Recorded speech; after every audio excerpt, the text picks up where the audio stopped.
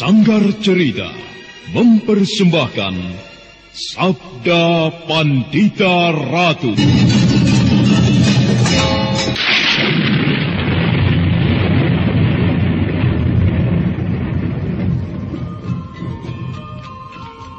Sabda Pandita Ratu, naskah ditulis oleh Pondra Swasti Langit, diolah oleh Agus Nur Ismail, didukung oleh artis-artis terkemuka, Ferry Fadli, Eli Ermawati, M. Abud, Ivona Rose, dan lain-lain. Teknik dan montase, Ibing Arifin, dengan sutradara Dian Pertiwi. Sabda Pandita Ratu kali ini mengetengahkan episode ke-9 dengan judul Panas Bara Perapian.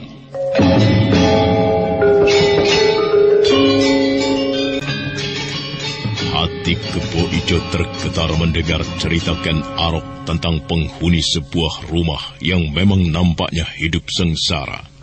Rumah itu telah miring, agar tidak roboh harus disangga oleh beberapa buah bambu. Pemilik rumah itu bermaksud memperbaiki rumahnya, tetapi tidak pernah kesampaian. Sedangkan anak gadisnya tengah hamil tanpa ditunggui oleh suaminya yang telah meninggal dunia. Bagaimana? Kasihan. Itulah Kebo Ijo. Kenyataan yang berada di sekitar kita. Ada saatnya kau merasa nasibmu sedemikian buruk. Akan tetapi ternyata di sekitarmu terdapat orang-orang yang nasibnya jauh lebih buruk. Lalu, apa yang akan kita lakukan? Jadilah kau dewa penolongnya. Aku? Aku jadi dewa penolongnya? Serenceng uang emas ini tentu bernilai banyak sekali baginya. Uang ini cukup untuk membangun 5 rumah sederhana seperti miliknya itu. Nah, tampillah kau. Hah, tidak, kau saja Ken Arok. Apa sulitnya untuk melakukan itu? Kau tinggal mengetuk pintu rumahnya, kau bisa menyerahkannya, lalu kau meninggalkannya. Atau kau bisa mengajaknya berbincang-bincang, dengan demikian kau akan mengetahui lebih jauh kehidupan dari orang itu. Baiklah. Lalu kau sendiri? Aku akan menunggu di sini. Baik.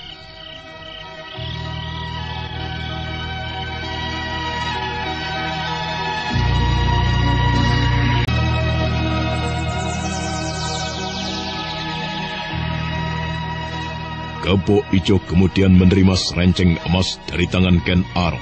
Bahkan dia mengambil seuntai kalung. Kebo Ijo kemudian tersenyum pada Ken Arok sambil mengedipkan matanya penuh makna. Aku akan menjadi dewa. Kau akan lihat. Bagi orang-orang itu kau akan benar-benar dianggap dewa. Hatiku berdebur tegang. Tidak perlu tegang, Kebo Ijo. Baik, Ken Arok.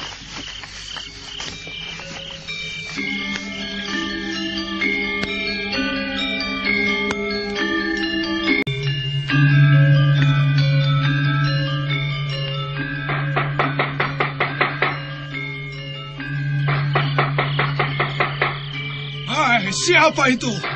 Aku, Kiai. Oh. Bukalah pintunya. Aku ada keperluan denganmu. Kau siapa? Namaku Boga Sampir, Kiai. Boga Sampir?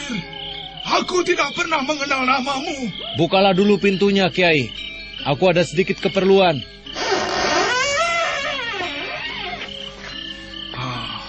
Siapa kau? Aku merasa belum mengenalmu, anak muda. Ada urusan apa kau denganku? Maaf, Kiai. Kita memang belum saling mengenal. Akan tetapi, aku tergerak untuk datang kemari karena melihat keadaan rumahmu. Kenapa dengan rumahku? Sebelumnya, bolehkah aku mengetahui siapakah nama Kiai? Namaku Suropancing, anak muda. Kenapa? Nama Kiai aneh sekali. Suropancing. Apa urusanmu dengan namaku? Biar namaku Suropancing atau Surogangsing, apa urusanmu?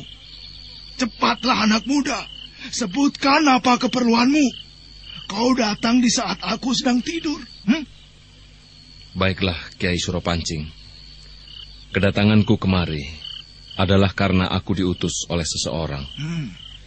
Orang itu bernama Boga Sampir. Jadi bukan aku. Lalu apa keperluannya? Orang yang bernama Boga Sampir itu merasa terketuk melihat keadaan rumahmu. Nampaknya kau bermaksud membangun rumah ini. Akan tetapi terpaksa tertunda karena kau tidak mempunyai uang. Dan Boga Sampir merasa iba karena melihat anakmu hamil, sementara suaminya telah tiada. Benar begitu? Untuk apa orang yang bernama Boga Sampir itu merasa iba? Aku tidak membutuhkan rasa iba. Baiklah, Ki Suropancing. Aku hanya orang suruhan. Nah, terimalah ini. Serenceng uang emas dan seuntai kalung yang mungkin bisa kau berikan untuk anakmu yang akan melahirkan.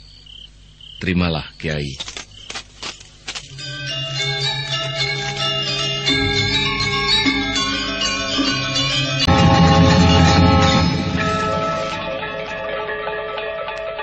Dengan mata terbelalak, Kiai Suropancing memandangi uang keping emas yang sekarang telah tergenggam di tangannya.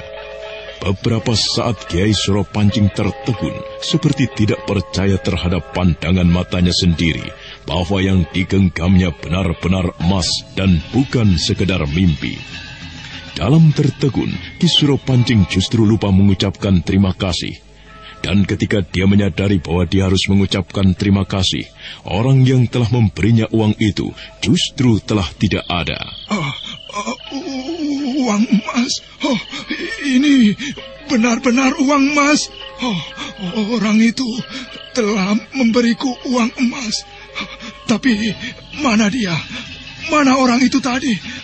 Aku harus mengucapkan terima kasih. Mana dia?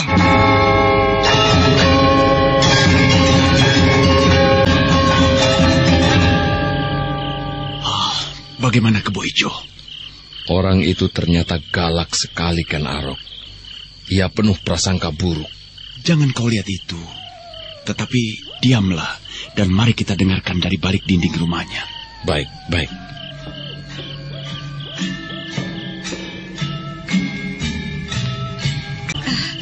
Siapa yang datang tadi, Pak? Yang datang tadi itu utusan Dewa, Nu. Gusti Pangeran yang Batara Agung benar-benar mau mira, mau welas lan asih. Lihat, Du, lihat. Lihat Widati, apa yang aku pegang ini? Ini serenceng uang emas. Ini betul-betul emas yang mahal harganya, Du. Siapa yang memberi benda ini, Pak? Aku sendiri tidak tahu. Aku terlalu bersikap tidak ramah kepadanya. Padahal ia bermaksud baik kepada aku, kepada kita. Dengan uang ini, keinginanku untuk memperbaiki rumah yang sewaktu-waktu akan roboh ini tentu akan tercapai. Bejamu, No. Iya, Pak. Betul-betul kau beruntung. Ada yang menolong kita di saat kau tengah hamil tua tanpa ditunggui suami lagi seperti ini. Nah, ini kalung. Kalung ini katanya untukmu, No. Bagus sekali kalung ini, Pak. Ya, pakailah, No, pakailah. Biar kau menjadi cantik. Biar bayi di dalam kandunganmu ikut merasa senang. Iya, Pak. Oh, Yang Batara Agung, terima kasih Yang Batara Agung.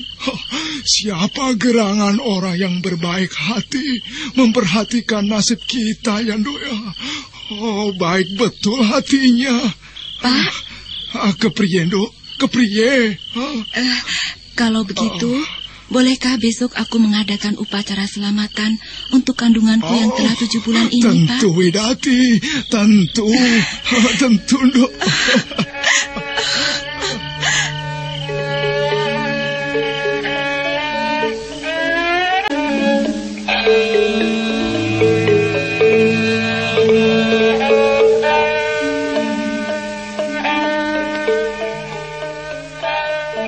Tangis kebahagiaan pun terjadi di gubuk itu, penuh keharuan. Mereka seperti tidak percaya dengan apa yang telah terjadi merupakan suatu kenyataan. Di balik dinding, setelah menyaksikan keadaan itu, Kebo Ijo dan Ken Arok beranjak pergi. Mereka berjalan beriringan tanpa berkata-kata. Setelah berada di tepi sungai, Kebo Ijo berhenti, namun dia tetap diam, mulutnya terkunci rapat. Dan tak lama kemudian, Ken Arok memulai pembicaraan. Bagaimana Kebo Ijo? Mengapa diam? Kebo Ijo justru turun ke sungai kecil itu. Dengan telapak tangannya dia menyiduk air dan membasuh mukanya. Ken Arok memperhatikan apa yang dilakukan oleh Kebo Ijo itu sambil tersenyum. Ken Arok tahu bahwa Kebo Ijo tengah berusaha meredakan gejolak hatinya sendiri. Kali aku membagi-bagikan uang rampokanku kepada orang-orang semacam Kiai Suropancing. Hatiku bergolak. Persis seperti yang kau rasakan sekarang ini, Kebo Ijo. Aku merasa gembira bisa menolong orang-orang seperti Ki Suropancing, yang jumlahnya tidak terhitung banyaknya, yang berserakan di mana-mana. Yang naifnya, mereka kebanyakan adalah korban keserakahan orang-orang semacam Kilosari itu. Nah, sekarang apakah kau akan menyesal bahwa aku telah merampok Kilosari? Kemana lagi kita sekarang? Kelihatannya kau mulai tertarik dengan permainan ini, Kebo Ijo. Ayo, kita ke rumah berikutnya.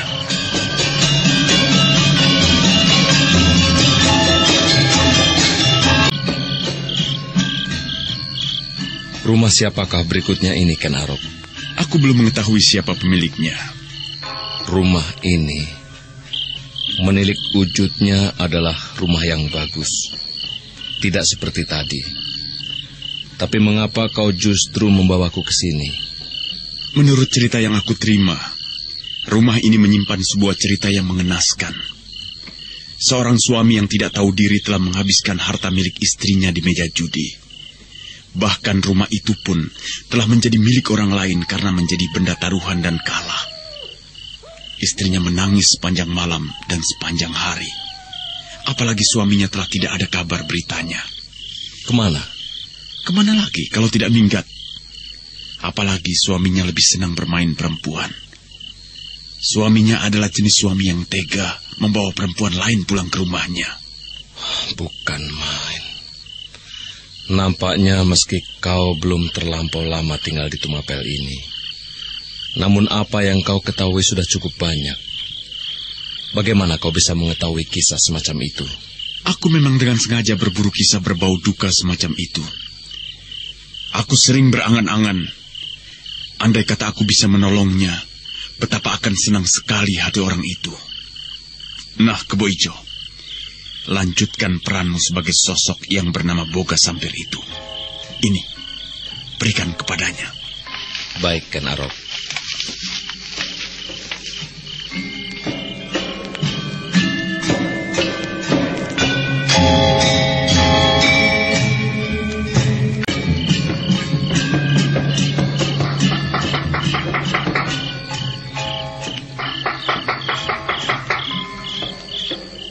Nyai, buka pintunya, Nyai. Buka pintunya. Siapa itu? Aku, Nyai. Aku Boga Sampir. Bukalah pintunya. Aku akan bicara denganmu.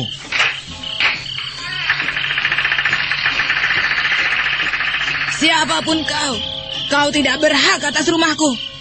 Kakang Truntun sama sekali tidak berhak menggunakan rumah ini sebagai jaminan taruhan. Ini rumahku. Rumah warisan dari orang tuaku. Pergi kau. Jangan bermimpi kau untuk memiliki rumah ini. Hah? Pergi kau, pergi. Sabar, Nyai, sabar. Aku tidak bermaksud mengambil rumahmu. Dan aku bukan orang yang akan mengambil rumahmu. Kau salah duga, Nyai. Kalau begitu kau siapa? Sudah aku katakan, Nyai. Aku Boga Sampir.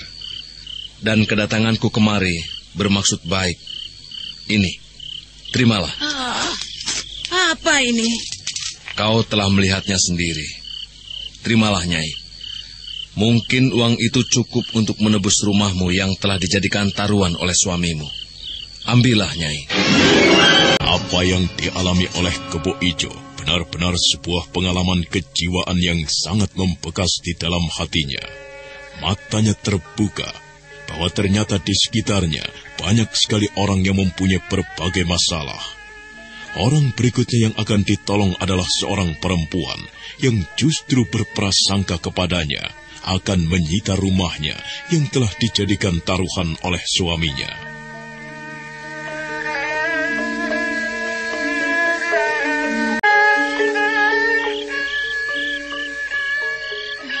Apa maksudnya ini, Tuan?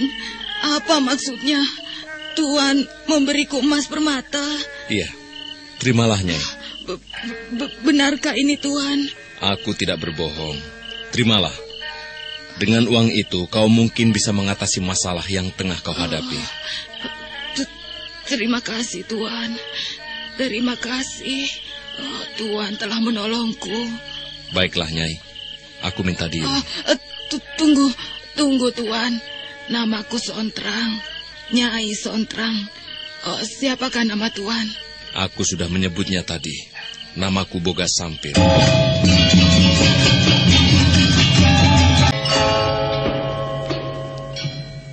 Boga Sampir. Nama itu mendadak menjadi sebuah nama yang mempunyai makna luar biasa bagi orang-orang yang telah ditolongnya. Ken Arok dan Kebo Ijo melanjutkan permainannya hingga kemudian melampaui waktu tengah malam, dan emas perhiasan itu telah habis dibagi-bagikan. Kedua orang itu kemudian duduk di sebuah pematang di tepi sawah.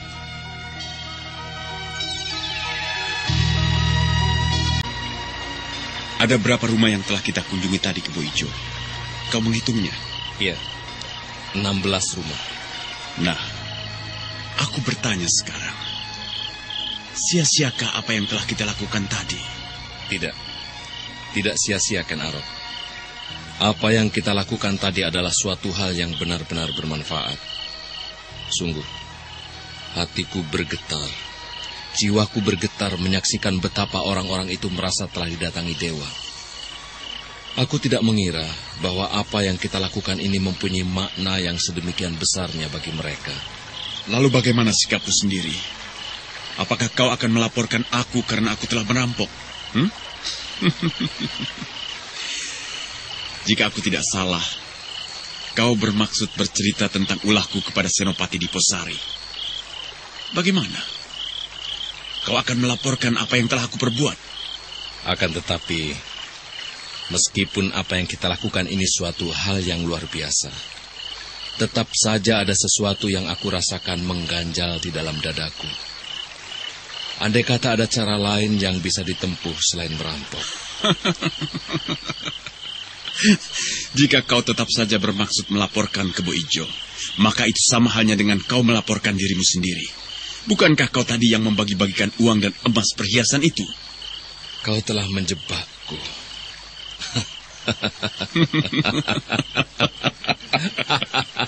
Baiklah, Ken Arok. Aku menyenangi permainan ini, Ken Arok. Bagus, kalau begitu. Akan kita lanjutkan. Aku yang merampok dan kau tugasmu menjadi dewa. Dan biar mendapatkan kesan yang luar biasa, kita harus melengkapi permainan ini dengan cara yang menggetarkan. Maksudmu? Apa yang terjadi di malam ini, biarlah. Tetapi untuk selanjutnya, jangan sampai ada yang melihat wajahmu.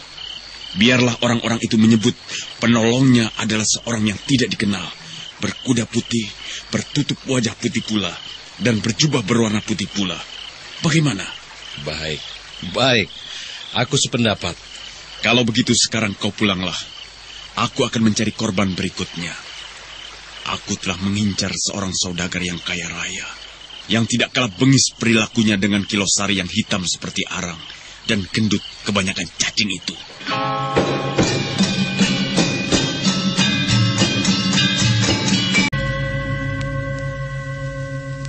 Kebo Ijo kemudian berpisah dengan Ken Arok dan bergegas pulang. Kebo Ijo nampak merasa gembira.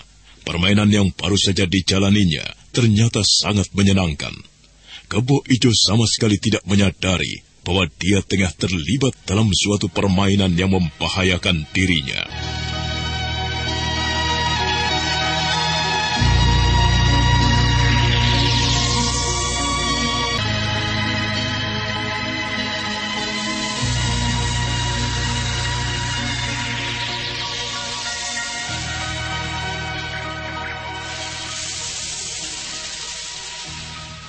Ada apa, prajurit? Ampun, Senopati. Saya menghadap. Ada soal penting rupanya. Cepat, katakan. Apa yang penting itu? Telah terjadi perampokan lagi, tuanku. Perampokan? Benar, tuan. Siapa yang menjadi korban? Ki Handoyo Semeru, tuan. Saudagar yang kaya raya juga sebagaimana Ki Losari. Bahkan lebih kaya. Baiklah. Aku terima pemberitahuanmu ini, prajurit. Karena sebenarnya, orang yang mendapat kewajiban untuk mengurusi hal-hal semacam ini bukan aku. Akan tetapi, Senopati Pragolapati, yang membidangi urusan pidana dan perdata. Nah, prajurit, adakah hal lain yang akan kau sampaikan? Tidak, tuan. Baiklah, aku perkenankan kau lumengser.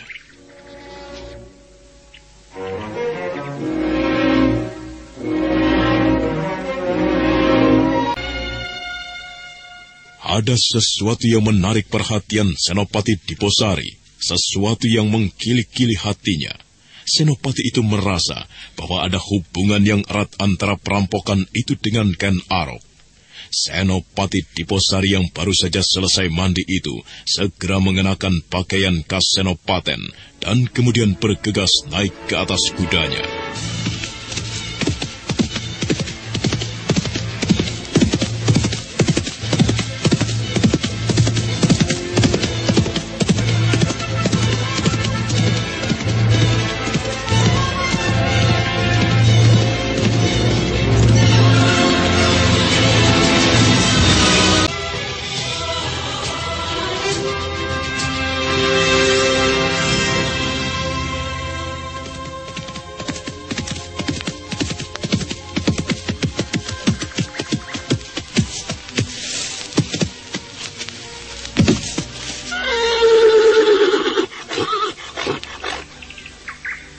Pagi ini kau datang kemari, Kakang Senopati Diposari. Ada apa rupanya? Kebo Ijo. Apa yang kau lakukan sepagi ini? Aku senang meraut kurungan burung, Kakang. Seorang teman telah menjanjikan akan memberikan seekor perkutut yang telah jadi dan matang suaranya. Aku mempersiapkan kurungannya. Apakah Ken Arok masih ada di sini? Iya. Apakah semalam dia keluyuran? Tidak. Semalam suntuk kami berdua bermain dakon. Kami tidak kemana-mana. Ada apa, Kakang? Telah terjadi lagi sebuah perampokan, Kebo Ijo. Korbannya adalah Ki Handoyo Semeru. Dan kau mengira, akukah perampoknya, Kakang Diposari?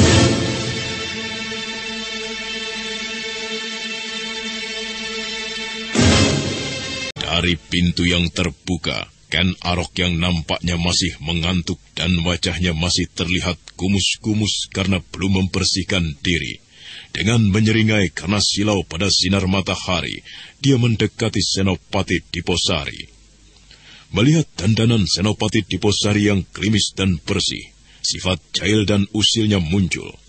Ken Arok tiba-tiba membusai kain kampuh yang dipergunakan Senopati, lalu sambil tersenyum-senyum dia menyembah. Kebo Ijo tersenyum melihat ulah Ken Arok itu, sedang Diposari pun tersenyum-senyum pula. Tuan Senopati, titah apakah yang akan Tuan berikan kepada hambamu ini? Ken Arok, jangan bercanda. Lihat, Kebo Ijo, kain kampuhnya bagus sekali. Kain kampuh seorang senopati yang juga seorang pimpinan pengawal istana. Aku dengar kau menduduki jabatan itu pula di samping jabatanmu yang lain, Kakang Diposari. Ken Arok. Hamba tuanku. Jangan bercanda, Ken Arok. Aku bermaksud mengajakmu bicara bersungguh-sungguh, Ken Arok. Hamba tuanku. Silahkan paduka tuanku aku, Senopati Diposari untuk mengatakan. Ken Arok. Mengapa kau masih berada di sini? Hamba tuanku. Hamba berada dimanapun itu adalah urusan hamba. Hamba berada di rumah Kebo Ijo ini adalah juga urusan hamba. Paduka tuanku Akuwu hanya memecatku. Akan tetapi, beliau tidak mengusirku dari kawasan Tumapel. Bukankah begitu tuanku Senopati? Jangan bercanda, Ken Arok. Aku mengajakmu berbicara bersungguh-sungguh. Ampun tuanku. Hamba telah berbicara bersungguh-sungguh. Sekarang, izinkanlah saya ganti bertanya. Apakah tuanku mengira aku adalah orang yang merampok Kilosari atau Ki Handoyo Semeru itu? Bagaimana kalau aku bertanya kepadamu, Ken Arok? Kaukah yang telah merampok 2 orang saudagar itu? Bagaimana Kebo Ijo? Aku bertanya kepadamu, Ken Arok. Senopati Diposari telah membentak, dan hal itu ternyata membuat Ken Arok menjadi tersinggung. Tiba-tiba Ken Arok menatap Senopati Diposari dengan tatapan mata tajam dan penuh sirik. Diposari yang menyadari betapa Ken Arok mempunyai kemampuan kanuragan yang sangat tinggi dan tidak terukur, kemudian menjadi menyesal. Jangan kau mencoba-coba untuk mengulanginya. Aku paling tidak suka ada orang yang berani membentak kepadaku. Kepada orang macam begitu, aku biasanya akan meretakkan kepalanya. Bahkan andai kata Raja Kediri Kertajaya sendiri melakukannya, maka aku akan membunuhnya. Senopati Diposari terdiam dan tidak berani berbicara lagi. Senopati Diposari berdesir ketika melihat Ken Arok semakin sirik memandangnya. Ken Arok yang semula berjongkok di samping Kebo Ijo, kemudian berdiri meninggalkannya. Diposari menghela napas panjang ketika Ken Arok kemudian lenyap di balik daun pintu rumah Kebo Ijo. Sebaiknya kau pergi, Kakang Diposari. Apa maksudmu? Bukankah kau akan ke istana untuk menunaikan tugas sehari-harimu? Ya, baiklah. Aku minta diri Kebo Ijo. Senopati Diposari kemudian meninggalkan rumah Kebo Ijo dengan hati tidak karuan. Rasa penasarannya menuntunnya pada dugaan bahwa perampokan yang mengguncang Tumapel itu berhubungan dengan Ken Arok. Tetapi jika dia teringat pada pandangan mata pemuda aneh itu, dadanya menjadi berdesir kencang. Akhirnya Senopati Diposari telah memasuki halaman istana Tumapel. Dia kemudian mengernyitkan dahi melihat seekor kuda telah diikat di bawah pohon cemara. Kuda yang dikenalinya sebagai kuda milik Senopati Pragolapati. Prajurit, Saya, Tuan. apakah itu kuda Senopati Pragolapati? Benar, Tuan. Senopati Pragolapati dipanggil oleh Akuwu. Baiklah. Tolong ikatkan kudaku. Senopati Diposari bergegas menuju ke pendopo tengah, dan dari jauh dia melihat Senopati Pragolapati memang tengah menghadap Akuwu Tunggul Amatung. Melalui pelayan dalam, Diposari mengajukan permohonan untuk ikut menghadap, dan ternyata diperkenankan.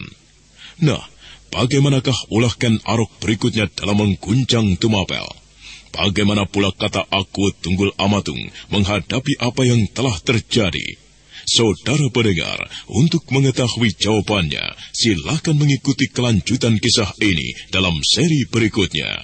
Sampai jumpa.